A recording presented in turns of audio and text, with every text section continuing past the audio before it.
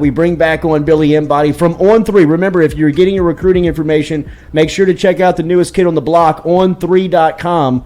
On3.com. We talked to Sammy Speegs a couple of weeks ago. He's in the he's another one covering recruiting for On3, and then Billy Embody's about as good as they get in covering. Give me a. He just came in and went out. Okay. I think he's having some landscape issues. Okay. Oh, either way, you want to go portrait or landscape? No. Either way, hot dog. See if or he's got hamburger? that. See if he's got a fresh shave here on a Monday no, morning. he's got a little Bearded see, Billy. Okay, little summer look for Billy. Already cut that cake. She said, "I do." No more fresh face shaving. I like it. Yeah, to meet the real Billy. Billy, good morning. How are you, buddy? I'm doing well, guys. How about you? Hell yeah. We're doing good, Bill. Huge recruiting weekend for LSU. Let's talk about all of it. Jamar Cain was just in a couple of minutes ago, and he was talking about going from camps to official visitors. He had a huge five-star official visitor in town who's back in Baton Rouge, and Jaden Wayne from the West Coast. Where does LSU stand with him? How has Jamar Cain, in your opinion, recruited in the short time that he has been on the job?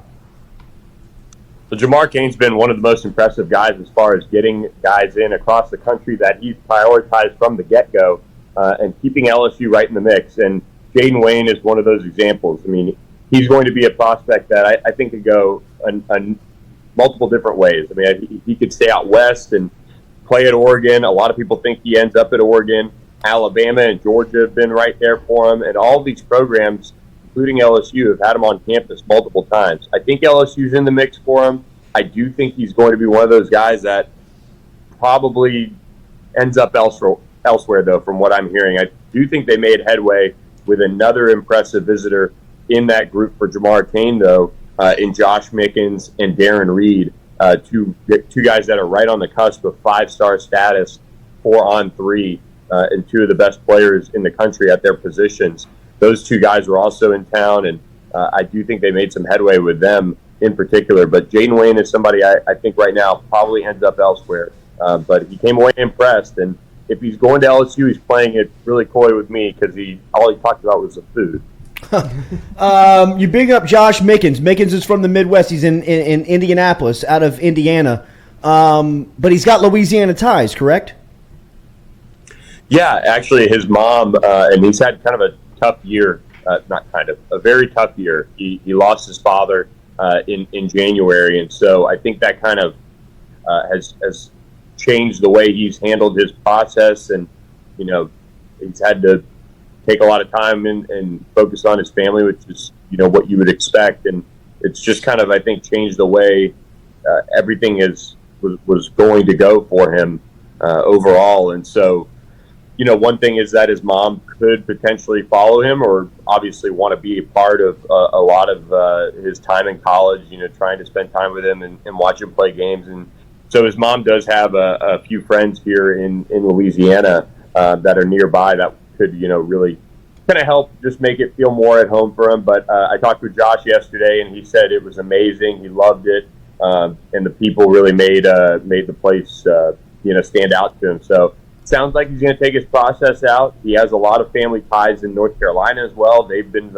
considered the favorite for a while, but LSU, their staff with Brian Polian and Brian Kelly, you factor in Jamar Cain, but Polian and Kelly have been recruiting him since their days at Notre Dame, and so maybe those relationships, along with some of the ties down here in Louisiana, help it just kind of come together for them. I don't think Zachary was there.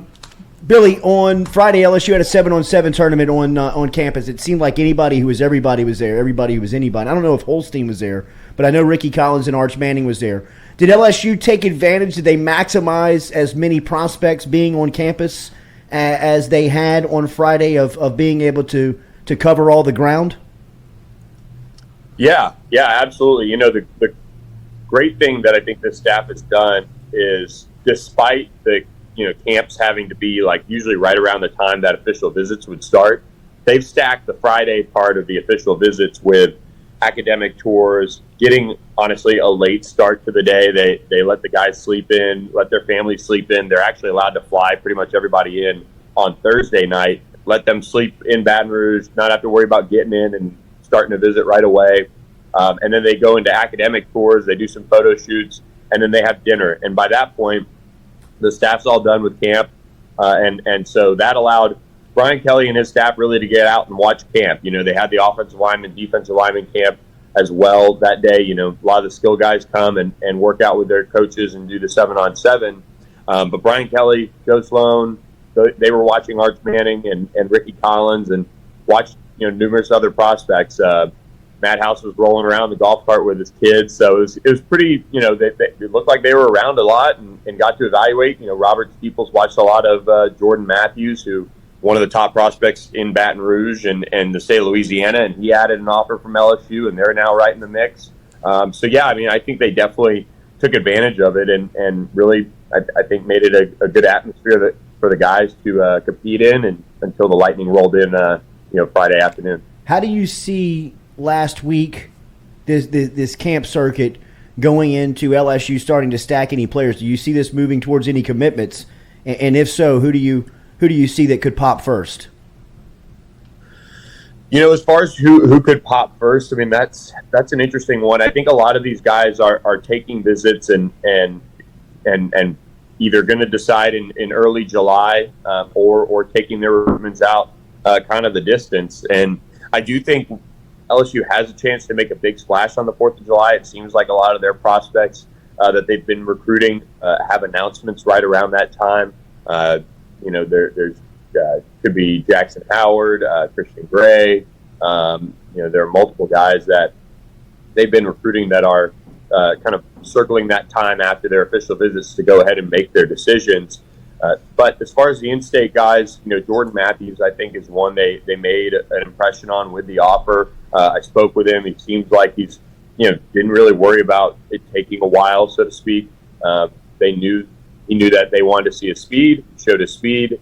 They saw him work out in person. He checked all the boxes. He actually looked terrific at corner and safety.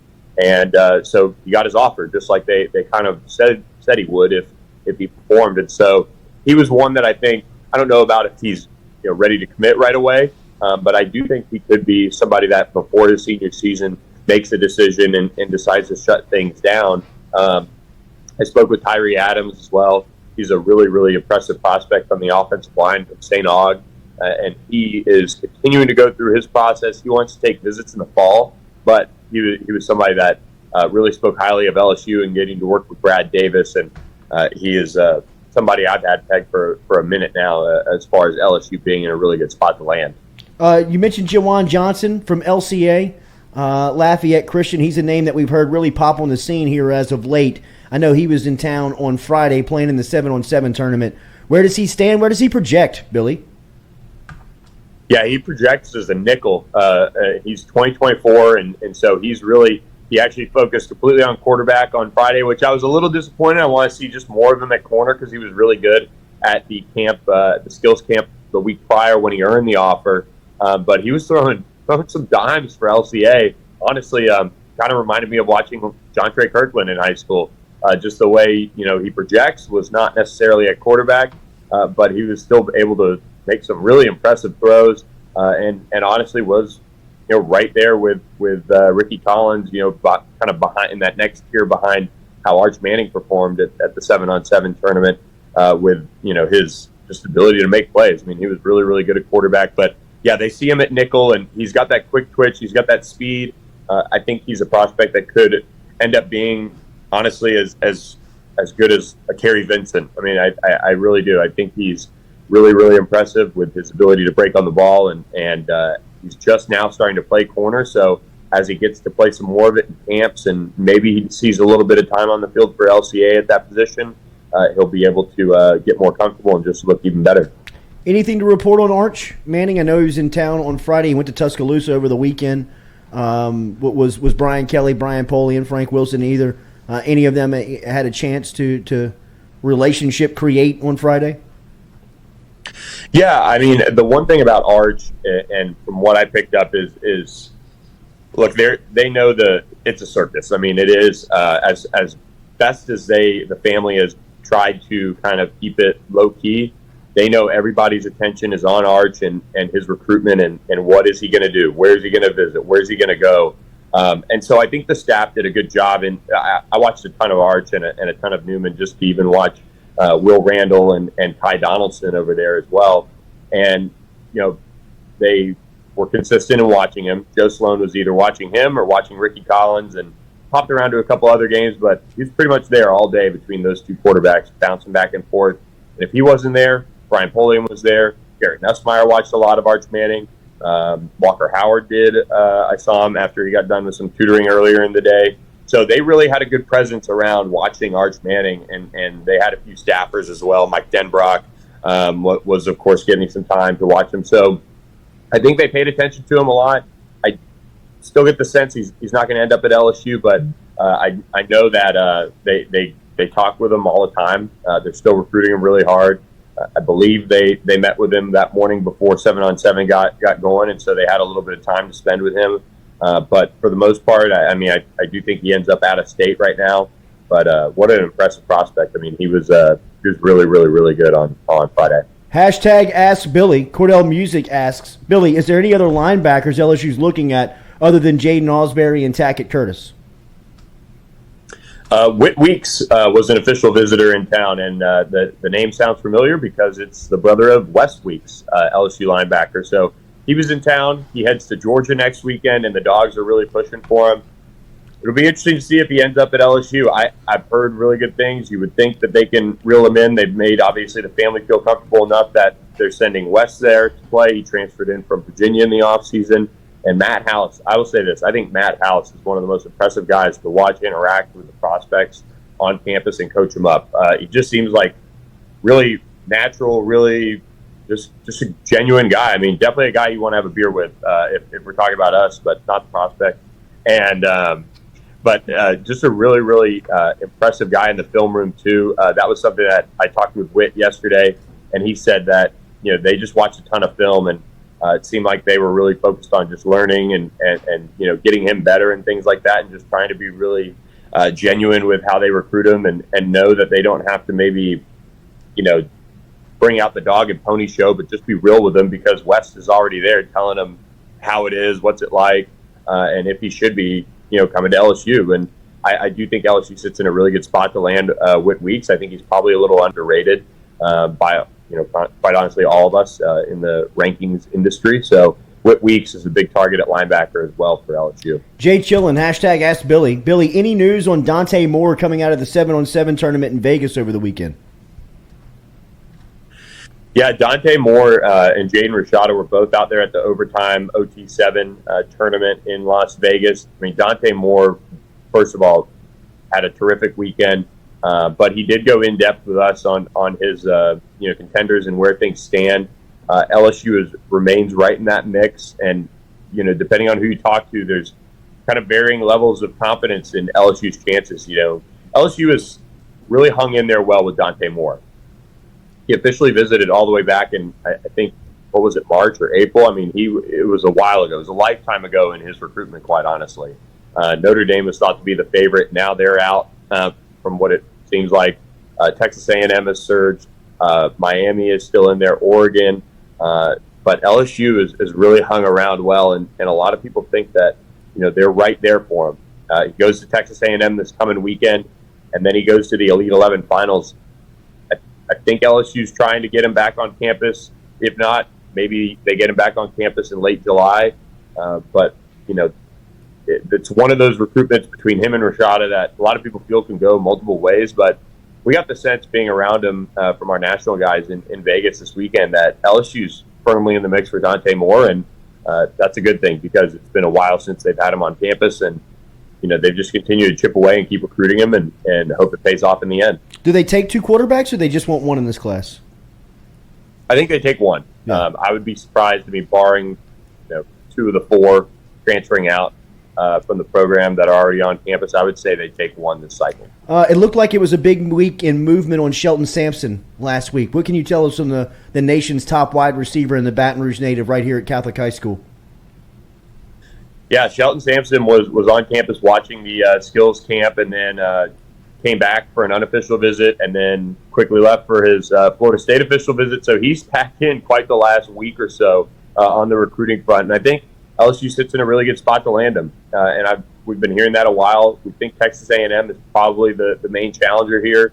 Alabama will want him, Georgia will want him, as well as Florida State, who has the ties with Gabe Fertitta over there, now coaching up the Seminoles. But LSU, I think, has done a really nice job recruiting him. You know, I kind of get the sense that it's similar to the Quincy Wiggins recruitment, where you felt like LSU was right there the entire time. They checked all the boxes, and he was just kind of waiting his time to take a couple of late official visits and then make his final decision in December. And I think that's what we see Shelton Sampson do. But I think LSU sits in a really, really good spot, and they're probably the favorite. Kylan Jackson, safety out of Zachary, is another native, Louisiana native, South Louisiana native that looks like LSU is gaining ground on. Yeah, absolutely. And I think there were some academic questions that Kylan probably had to answer. I know he's been taking a little summer school as well. So he's getting those back on track, and I think that certainly helped LSU. You know, they want to see these guys, you know, do well in the classroom too. And so Kylan's really put in the work to get that right, and because of that, LSU is now, you know, get to a point where I think they could probably take his commitment and feel really good about it. And I think, you know, if all things have been in order for, you know, the past however many months, I think he could already be a commitment.